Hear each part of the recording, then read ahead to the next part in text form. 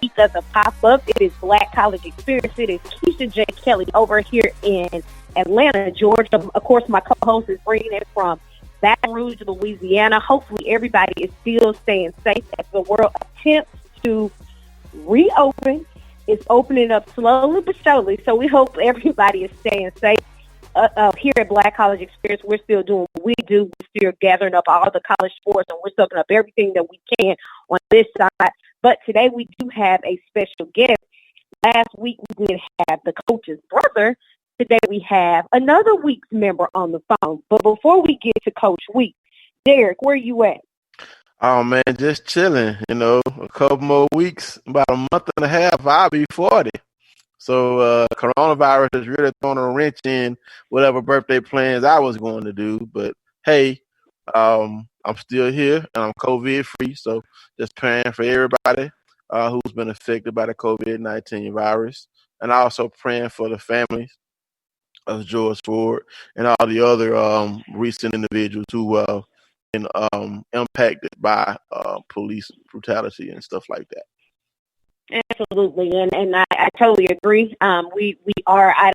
I have been on those front lines. I have been protesting. I protested twice last week, so it's a lot. I tell people protest or demonstrate however you choose. On the front lines, this is for everybody, and I realized that once I got out there, I was very emotional.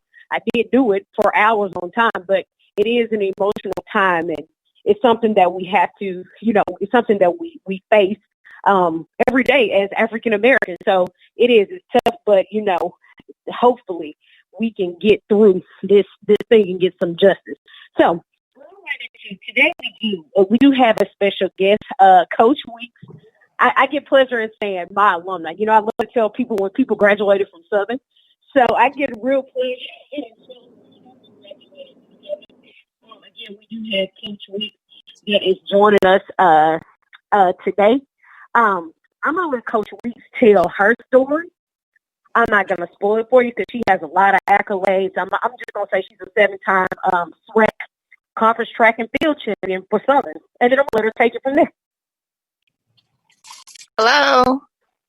Hi, Coach Weeks. How are you? I'm good. How are you? Doing fine. Are you staying safe in Florida? I am. I'm trying to just stay low for a little bit and kind of just keep with family and things like that. So everything's been good so far. Okay, so we see Coach Weeks got a busy week because last night Coach Weeks was with her brother on his show. I got kind of jealous, but we're just not gonna count this family. I'll let that go. But Coach Weeks or Derek, you want to start, or you want Coach Weeks to go? However you want to do it. Ladies first. I'm a gentleman. Okay. All right, so Coach, go ahead. I guess I'm not really used to introducing myself. But I mean, what would you like me to kind of start off? What do you, I don't want to sound. That's totally fine. So, you know what? Let's take it back to high school because I like to go back into high school. I like to dig back in people. I like to dig back a little bit and tell us how you got started in the whole track and field because we know your brother plays football. So how did you, the whole track and field? Take us through the track and field, how you started running track. What made you want to run track as opposed to volleyball or softball? Take us back to those moments. Okay. So how I got started with track, it wasn't the first sport that I started in. I started off as a gymnast. That was my very first sport I was introduced to. And while I was doing that, I started that at the age of 3 or 4 and kind of continued that on to around 6, 7 years old. And I was doing these, in elementary school, they had like those holiday runs, like the turkey run for Thanksgiving, and things like that. So one of my PE teachers, Miss Russell, she noticed that I had talent in running. I was always coming up first in those races and things. And so she brought it to my parents' attention. And from there, my parents kind of looked into it even more, and they found a popular track club within the area of Central Florida. And that's kind of how I got started. And I started that around, I was about 7 years old when I started with them. So I was running track and still doing gymnastics at the same time. I was also cheering for a flag football team as well, where most of my cheer teammates, we all were in gymnastics at the same time. So we were doing that, and then it started to get really expensive, and I had to give up one of those sports. So I ended up giving up gymnastics. It was the most expensive one out of the three. And then that's kind of how I just really dove into track. And I was in track for up until college. So it was a long run with that sport. I felt I had a passion for it. I found myself being really good at it. And my mom, she ran track in high school. So that was like a really good connection for us, in a way for us to bond even more, being that we had, similar interests in sports for the same sport. So it was a really good time, good memories, I would say. So what was it like? Because someone asked this question about gymnastics, and it's funny that you say that you did that. What was that actually like? Because we know that we don't have any HBCUs, we don't have any programs like that. We don't have gymnastics in any of our HBCUs. What was it like? And I can imagine that it was pretty demanding, but what was gymnastics like before going into track? I say gymnastics is one of my favorite sports, and one of my most go-to sports for any young girl wanting to get into anything active. And the reason why I say that is because the discipline that comes along with being in gymnastics, I feel it sets a precedence for any female athlete or male athlete that wants to go on and be in other sports. The athleticism that it requires is top notch. The strength that it requires is top notch. It's just the overall aura of it, how you have to carry yourself. It's so many ways of building a youth at a young age, and how to carry yourself, how to present yourself. It's so many beautiful factors in gymnastics that people really don't take the time out to really understand. But I love it. I went back and coached it for a little bit before I got back into coaching track. And I really wish we had it in HBCUs. I think we're missing out on a lot of great African American talent who cannot get into those big PWI schools. I think we're really missing a big market in sport when it comes to that. Coach Weeks, can you still tumble? Can you still do it? You know what? I haven't tumbled in a while, but I honestly feel like if I tried, I probably still could do it. Believe it or not, it's like when you've done something for so long, you technically don't lose it. You lose the sense of body awareness when it comes to that. So I probably could do it. I probably can do everything, but I believe I could probably do some of the things, like a regular back handspring, maybe an aerial or two. But I don't know if I would get out there and try it just in case. The most that y'all gonna get out of me is a cartwheel, okay? And that's if I can get that together. The most y'all gonna get out of me is a cartwheel. Go ahead, Gary.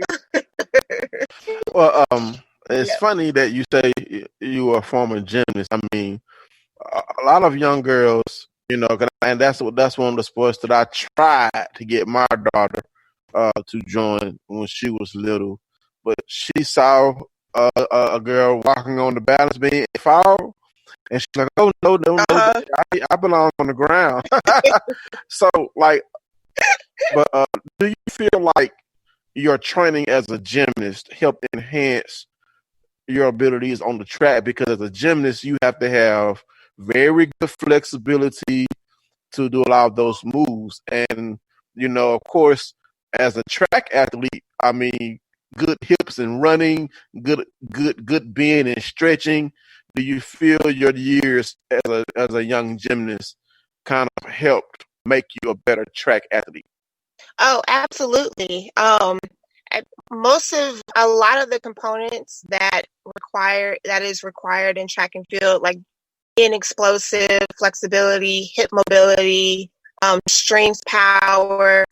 All of those things are incorporated in gymnastics. Gymnasts are some of your most explosive, powerful, strong athletes out there. I incorporate a lot of especially our core work, because that is such a key part in gymnastics, is having a strong core, because you utilize your core for so many different things in all aspects of all different sports. So gymnastics absolutely kind of set a tone for me and kind of prepared me from a physicality standpoint for track and field. And it helped along the way and made things a lot more easier for me when I started doing the hurdles and things like that. So yes, absolutely gymnastics. A lot of coaches like gymnasts because of what they kind of can translate over onto the track. They have just a lot of good key pieces. And so that's one of the reasons why I like promoting young girls to get into gymnastics, because it just opens up another avenue for other sports from a physical standpoint. Right. Speaking of that, I have a niece that is a championship gymnast from Illinois. She ended up going to Iowa, and I know we're kind of getting out of your wheelhouse, but do you think that is a sport that HBCUs should potentially try to enter? Because a few weeks ago, we had the FAMU wrestling squad on, and they're doing big things in collegiate wrestling. And you have a lot of talented African-American girls like yourself as a youth. You know, it's possible, even though you may have focused on track and field in college, but what about the ability you have as a gymnast? If an HBCU had that, is that a sport you would like to see creating? And with you having that background, maybe you could get it started at Xavier. Oh, I would. I mean, that's one of the things that I've actually thought about on the back end. And even when I was at Southern, I always had in my mind, I wish we had gymnastics. And I think one of the reasons probably why HBCUs doesn't carry that sport is because it is an expensive sport. It's an expensive sport. It requires a lot of equipment and so forth. And so I know that the cost wise, it definitely is a barrier probably, but being able to consider that, or some HBCUs that may carry a little bit more funding, I absolutely think that that's something they should consider, because that just opens up so many more avenues for Black African-American athletes, men and women, because it's men and women that do that sport. And it just creates more avenue and access for these athletes to continue on in their, in college and be able to be a student athlete. Now, but before we go on to your college life, I want to talk about your home life. Are you the baby girl? I am not. I am the middle child so I have a younger sister from my dad on my dad's side, but between my mom and my dad, it's my two brothers and me, and I'm in the middle. So there's Ricky is the oldest, then me, then Jamal. He's the youngest. Okay. So Jamaya, you said Jamal? Jamal, yeah. Okay, that's a girl. No, that's my younger brother. Okay, but you're the only girl. Yes. Okay. So what was it like growing up? Was your younger brother, was he an athlete as well? Yeah, all three of us played sports. All three of us was super active. So both of them were in baseball growing up. I was in track. Me and my younger brother, we did multiple sports though, but our main sports was track, and the boys, it was baseball. But they did some football and basketball. I played basketball. And so forth. So yeah, it was a very active home, I would say, always gone. So did y'all ever play sports against each other? I mean, when you being the only girl, you probably wanted to tag along with your brothers, and you could probably beat some of the. See, I grew up with a lot of young girls like you. Shondelyn James, Alicia Williams, those were the young girls in my neighborhood that would be out there playing football, basketball, and Yep. kickball with us. So talk to us about some of those experiences. And you can go ahead and tell us if you beat Ricky in something. Listen, I was that one that was out there. I wanted to do whatever it is that they were doing. We did flag football. I was right out there in the front yard playing flag football with the rest of the guys on the street. Like back then was when kids were like creative. So you didn't find a lot of kids stuck in the house like they are now. Like we were out coming up with all kinds of games like football. We put together our own relay track team where we would go up against other streets. Oh my God. In the neighborhood. You bring it back memories. Like we just came up with all kinds of stuff. Like we played tag, Red Rover. Like we just did a number of things. Kickball, like we did everything. And I was definitely active. I think I was kind of like a tomboy growing up. Just because I wanted to be in the mix and hang with my brothers wherever they went. So it was fun. I had great memories. I was that protective sister. So like if anything was to try to pop off, like I was that one, like, look, we all gonna be in together if anything. So that was just me. And my parents did a good job of raising us to be close and to look out for each other. So I think that definitely was a key factor for how, we are today. She skipped over if she beat Ricky in something. So I tell us the story. I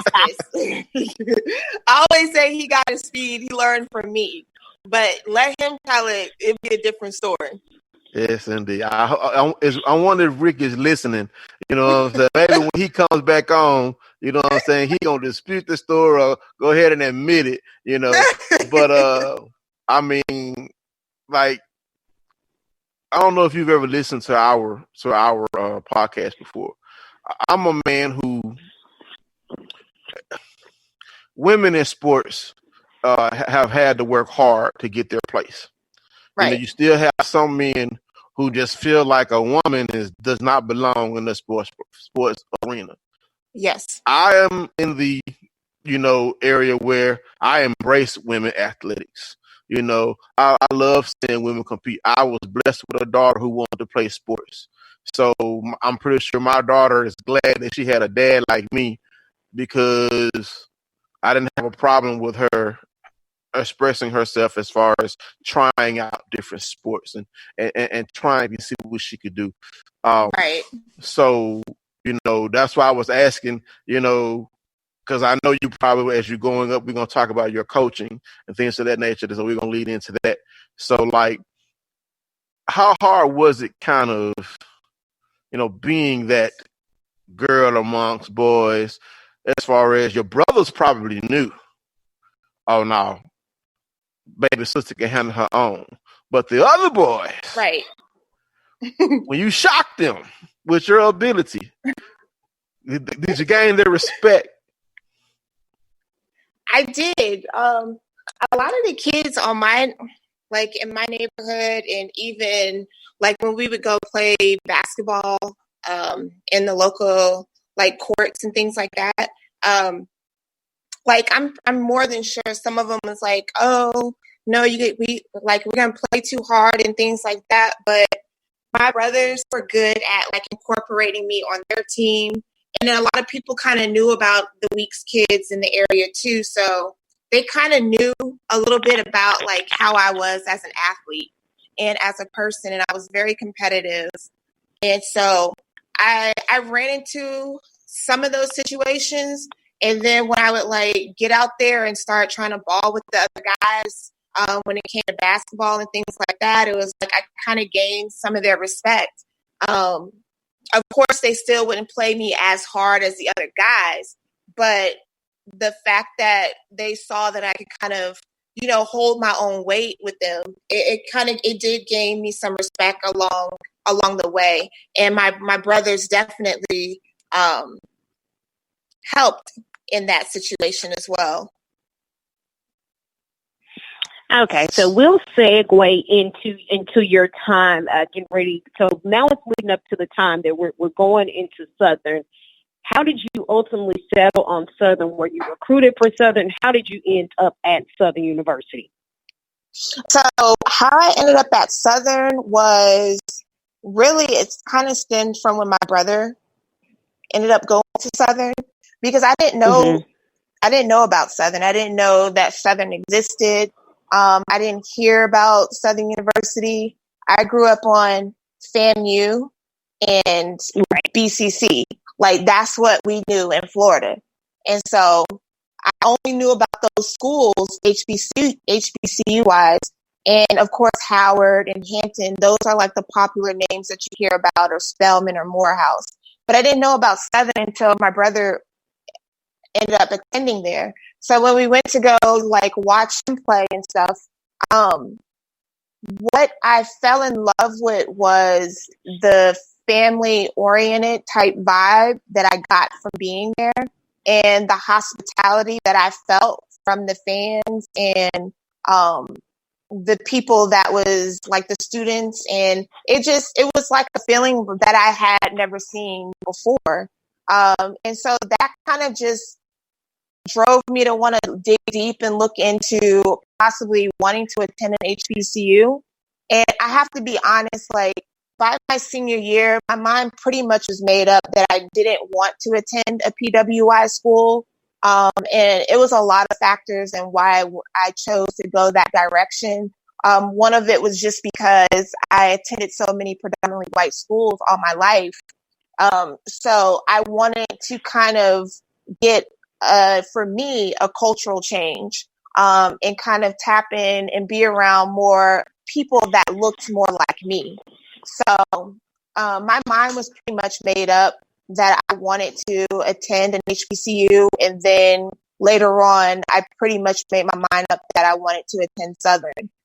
Coach Johnny Thomas at the time, God rest his soul, he had heard about me by my senior year, and he heard that Ricky had a sister that ran track, and he had already looked up information about me. So he offered me a full scholarship before I even got there. He didn't even come check me out or anything. Like, he already did his research and things like that. So it was almost kind of like a no-brainer for me, although I had several other scholarships to a few different PWI schools. And then, well, I guess you answered, because that was going to be my next question. And so, it is being student athletes, a lot of times you're heavily recruited, and most of those times, it's going to come from our PWI. Of course, we catch the slack of HBCUs don't recruit, and we don't do, and people don't understand the idea. As even back to your earlier point when you talked about gymnastics being expensive, they don't understand the budget, they don't understand the funding, they don't understand how the whole point of how recruiting works. So, being that you chose Southern University, let's talk about your time there. I mean, like I said again, we know you got the 7 times track and field champion. That's just amazing. 7 times. Now I can run a little bit, kind of, sort of. Talk about that 7 times. That's a lot of times to win. That's a lot. Talk about those moments of running at Southern. So I have to accredit so when I came in as a freshman, I had 2 upperclassmen who I really looked up to, who Francella and I can't think of her name, Toya. They both were kind of like my big sisters on this team, because all 3 of us were hurdlers. So I was kind of following behind them in their footsteps, and they really set a great example. And they really pushed me because they were amazing athletes. And they really kind of set the tone for the rest of my collegiate career, because the level of talent that they were, and how high of, how competitive they were, and how they trained so hard, it really helped make and mold me going into that direction that I was going in. So I was slightly behind them, but I was just driven. I had a certain drive that no one could really tell me I couldn't do something, because in my mind, it was like, I'm probably my biggest critic. So I didn't have set out that I want to get these accolades. Like, I just knew that I wanted to really be the best that I could possibly be while I'm here.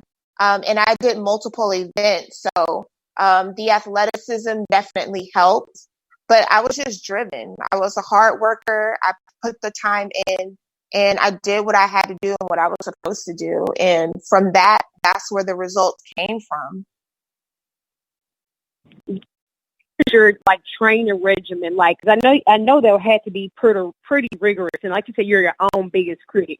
So what was like a day-to-day like for you, like training wise, or at when you were doing that? So basically, like, we practiced every day at 3 p.m. Monday through Friday. We had weights at least 3 times a week. So we're out of practice from 3. It could go till like maybe 5:30, 6 o'clock. And sometimes on Saturdays, there was a former athlete. We call him DJ. He was a former runner at Southern, and a standout hurdler as well at Southern University. And he took time out and he would train with me on the weekends. So I would train during the week, but I'd also put in extra time on the weekends, when everyone probably would be chilling or relaxing. I was still doing some work on my own. And he put in the time to work with me and worked on a lot of different technical things with the hurdling, and some speed work and things like that.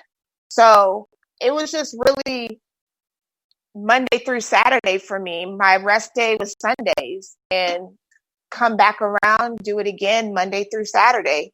And for me, that's kind of what it took, because I don't think that I came in fully like a beast ready to just go get it. I do feel like I still needed some development.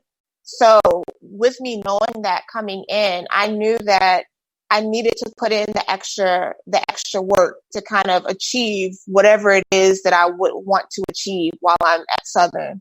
And you want to keep your scholarship too, because I put the hard work in to get a scholarship out of high school, because I knew my parents couldn't afford it. So I knew that I have to continue that, so I wouldn't have to ever put them in a position to where they'd have to come out of pocket. So I worked hard Monday through Friday, and on Saturdays, I would be coming home maybe 8, 9 o'clock at night, then up till maybe 1, 2 o'clock in the morning doing schoolwork and things like that. And then it's just a routine that starts right over again. So it wasn't easy, but it was what I loved to do. So it didn't feel like a job. That's a lot. That's a lot. I mean, when you talk about the time, and we think back to the times that we were in college, and I was in college in 90. I was at Southern 99 to 03. So I can only imagine that. And I wasn't a student athlete. I didn't do anything of that nature. But I can clearly understand that, because I was very active on campus doing things with SGA and whatnot. So I already know how active that is. But being a student athlete, it was probably activity time 10. So I admire that very.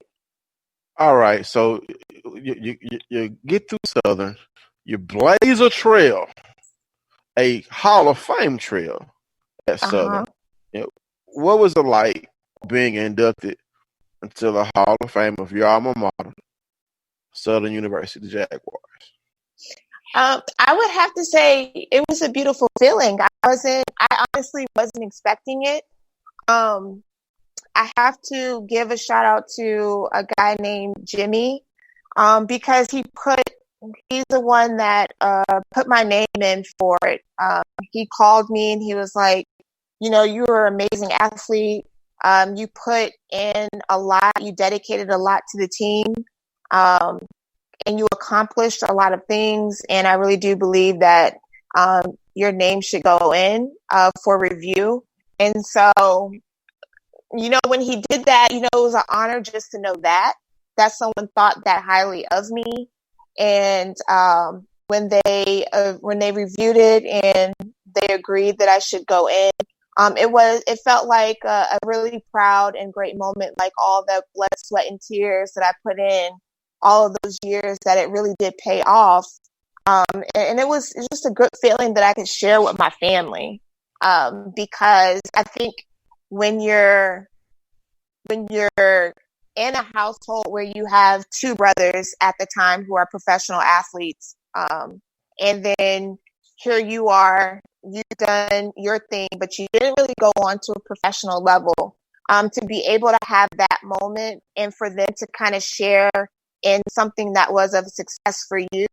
I think that kind of spoke volumes as well, that I could share something of my life that was a monumental moment that they were able to kind of cheer me on and root for me for. So it was just overall a great feeling and a great experience that I won't forget. Yes, indeed. So after you graduated, let's talk about life. You graduated in 2007. Yes. So what was next for you after graduating Southern? I mean, did you try to carve out a professional career in track and field, or did you just start to try to coach? What was next in the life journey of Coach Weeks?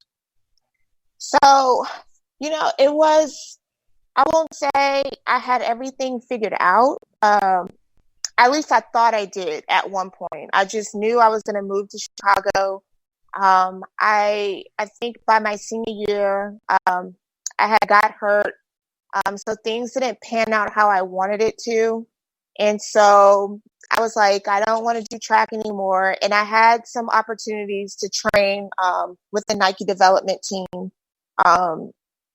And at first I was going to do it, but then I was like, the passion that I had for it wasn't 100% there. And I respected the sport too much to want to train for that hat and just be half in and half out. Because it is really a grind to be a professional athlete. It's in track and field. It's not like a lot of the other sports. So I didn't feel like I had enough energy in me to want to really go that path. So I ended up moving back home, tried to dab into my major, which was broadcast journalism. Couldn't find any jobs that were hiring. Had resume tapes. I got rid of all of those. So I ended up working at one of the popular gyms in Orlando where the Orlando Magic played, and ended up getting a job thanks to my brother's, one of my brother's agents who connected me with someone with the Orlando Magic organization, and started working in their media relations department. And so I was doing that, and I decided I wanted to volunteer coach because I loved the sport. I just didn't love it enough to where I wanted to go through that rigorous of training.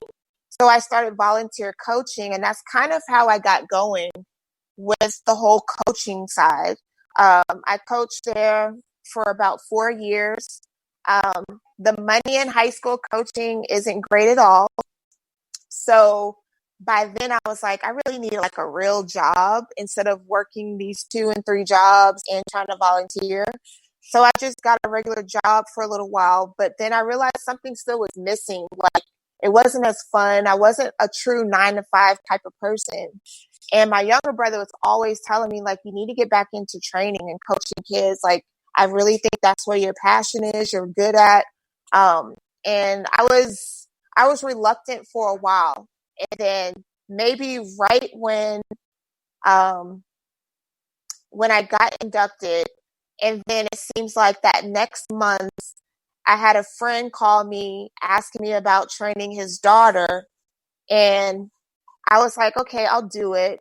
And then that one client turned into like 8, 9, and 10 clients. And I'm like, okay, I started picking up the love for the sport again.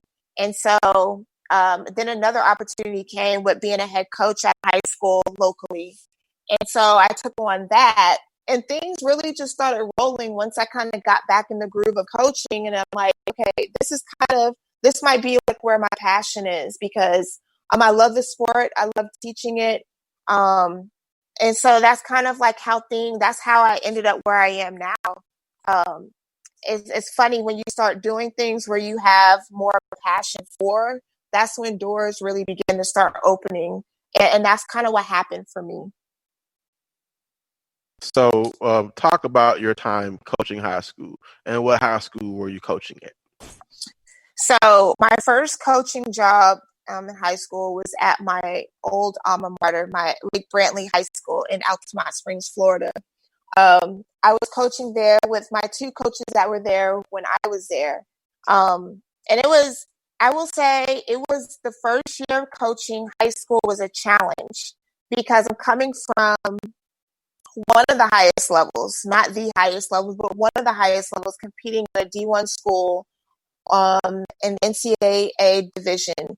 And then coming down to high school level where sometimes the kids just don't listen. You got to start from scratch and teach them like the basic things. And so mentally I was at a different kind of level, and it was like, I want you to do this. And then they're not able to comprehend what you're asking them to do. So there was a lot of frustration. And for me, thankfully for my mentor, Coach Charlie Harris, who was the coach still there, he told me, it was like, it's an art and you have to learn how to coach. So I literally had to kind of start from scratch, and I had to learn how to coach. It wasn't as simple as just telling kids what to do, but you got to learn and educate yourself in your craft and really learn how to give them the whys to what we're doing and why we're doing it. So it took me like 5 years of coaching experience to really learn my niche and learn how to coach and teach. So it was a challenge in the beginning, but I got better at it. And I learned how to start connecting more with my athletes, and hearing them out and understand that every athlete is not on the same level. So coaching styles is different for each individual. So yeah, it was a challenge in the beginning, but I got the hang of it. And I think I'm pretty good at it now. And I'm still learning and I'm still growing and I'm still educating myself in the sport as well. So, as far as you knew how to turn it on the field. Right. So then you had to learn how to, I guess you could say, bestow the knowledge, because Right. sometimes, and you hear that a lot, that athletes may have a difficulty going into coaching simply because just because you are a star athlete, that doesn't necessarily mean that you can give the knowledge. So let's talk Yes. about, a little bit of your journey, as far as, did your high school coaches kind of give you any type of pointers on how to show an athlete how to perform a task versus Right. not being able, because normally you probably want to get out there and run and do it yourself because Right. you knew how to do it right because you had done it for so long. Muscle memory is probably still there. Did you do any of that? Yeah, so Show you by I'm example, sorry. 'cause I'm a championship runner. Let me show you. Did you do some of that? So I am I'm very big on demonstration. So I didn't have a problem with doing demonstrations to show them what I'm looking for. I think where I had to grow in areas was being more informative and explaining in detail, but yet keeping things simple and not being so elaborative and going over their head with a bunch of words, but just being simple and direct about what I'm looking for. And that's something that my mentor, he kind of helped me learn and taught me. And he also helped me get a little bit inspired to educate myself by taking up some clinics. So I went and got my level 1 USA track and field coaching certification.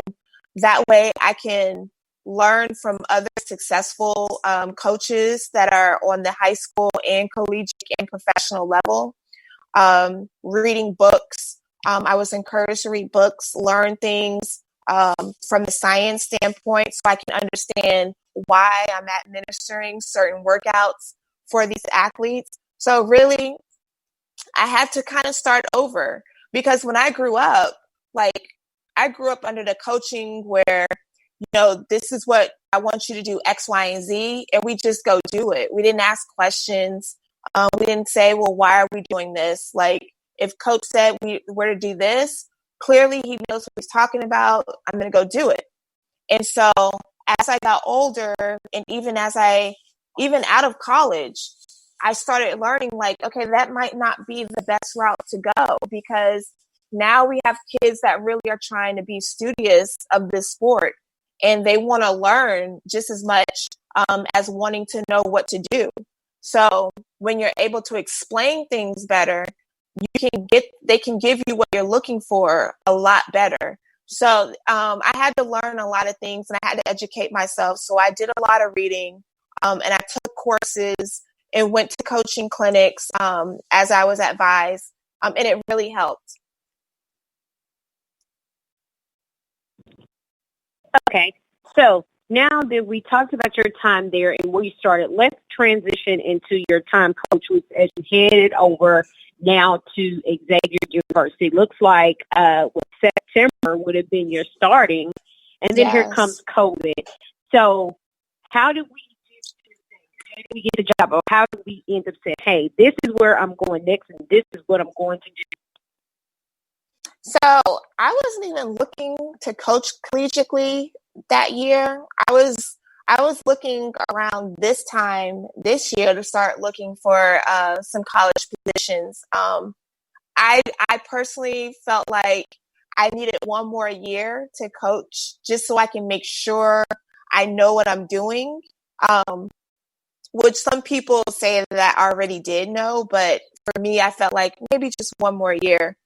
And the Coach Plummer, who's the head coach at Xavier University, I had reached out to him about an athlete that I was training out of high school last year during the summer. And I was trying to get him to offer her some scholarship money and try to get her onto the team. Things didn't work out. She ended up going somewhere else, just had to go with the best offer.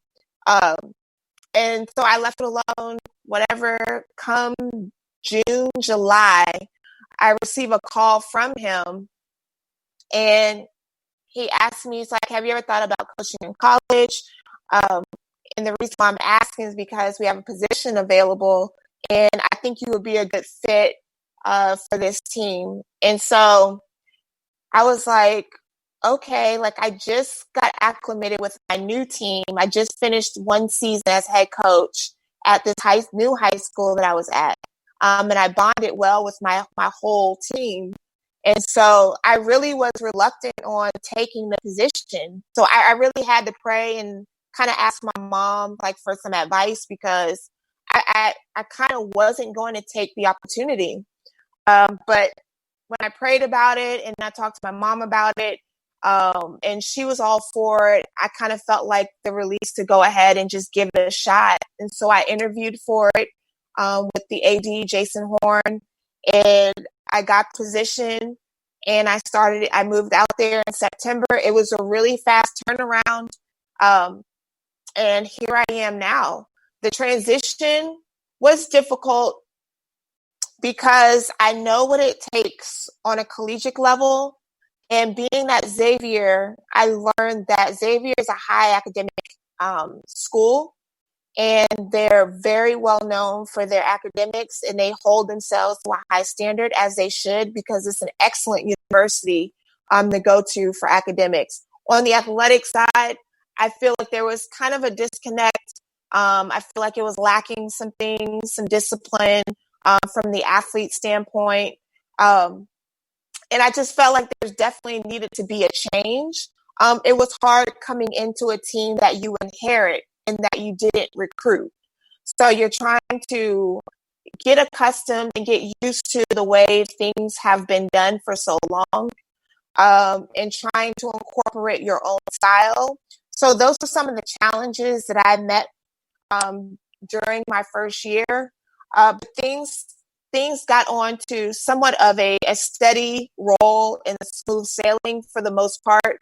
one of my freshman hurdlers. She came in not the fastest at all, with not really any good times as a hurdler coming in for college. But she bought into the program that I had. We worked hard. She worked really hard, and she was able to qualify as a freshman for nationals. So it had some ups and downs this year, but I'm excited because we're working on changing the culture of the program.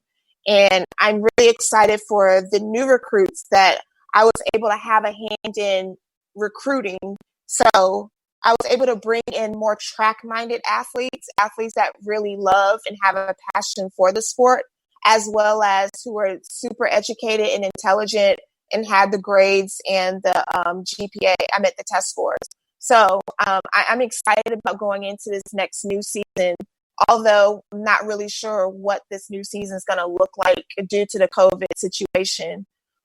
It posed some challenges in recruiting, but I definitely think that with the challenges, we definitely overcame a lot of those. So, yeah. I'm pretty sure you're excited to get in there, being that it's the first. So I'm pretty sure you're excited. Go ahead, dear. I was going to say, now that I know that you have a degree in broadcast journalism, you definitely have to call in and talk sports with us. And utilize that Jaguar degree. We can talk about football, basketball, because we do talk about the GCAC on our show. So, I mean, we try to talk about it. Yeah. Absolutely. We try to talk about as many HBCUs as we can with the hour that we have. So, it's good to know that that's your talent. So, definitely get you back on and talk sports with us. Don't want you to leave Xavier track and field. I want you to coach them get them some championships there, and what they should do while they have you there is maybe let you broadcast some games. Let you get behind that mic. What you say about that? I wouldn't be opposed to it. Yeah, you're doing double duty. You know how we do HBCUs. We wear many hats. Oh yes, absolutely. many hats. Absolutely. Yes. I wouldn't be opposed to it. Yes, indeed.